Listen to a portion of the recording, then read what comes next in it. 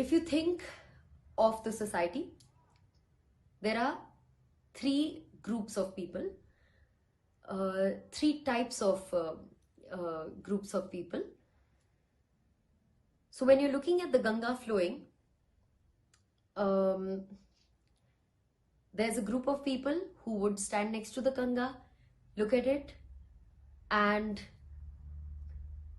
talk about all the negativities. They will talk about how dirty the Ganga is. They will talk about how the mentality of the people is so wrong, that they are going into the water, polluting it, coming out. So they will have this conversation. They will blame everybody. They will blame everybody but themselves, and they will go back to their homes, switch on their ACs and just be fine. The second type of people are the ones who will take a bar of soap, enter the Ganga, wash their clothes, wash their family's clothes, and basically these are the ones who don't think about anything. They will go and pollute and not even know that they have polluted. But there's a third group of people, which is a very small group. This group of people actually get up and take some action. When something bothers them, they want to do something about it, and they are persistent about it. And at the same time, they are honest about it. When I say that they are honest about it, they might see the Ganga and they might take first few steps. In their first few steps, they might go wrong. When they go wrong, they don't give up. They face the society, they agree to their mistakes, and now they are ready to bring about more changes, especially with the mistakes they already made. Now they will do this work a little better. So this is a way of moving forward. What the other two groups of people did is they remained in a circle.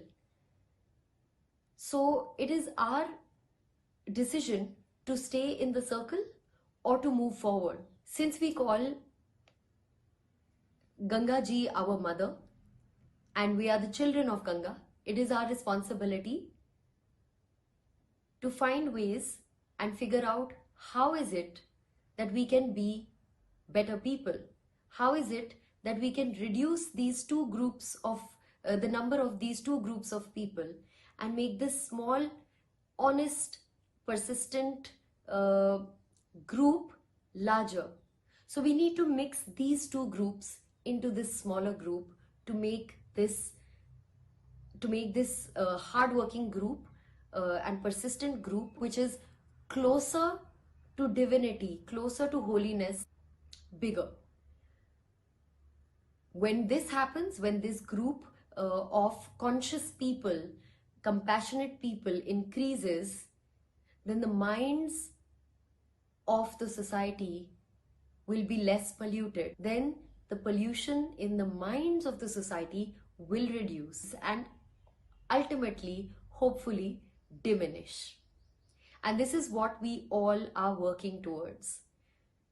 So all we need to do is we need to become better people with less polluted minds. And how do we do that? We do that by following Guru Maharaj Ji's footsteps, by following his beautiful words of giving yourself to meditation. And we can do that by knowing ourselves.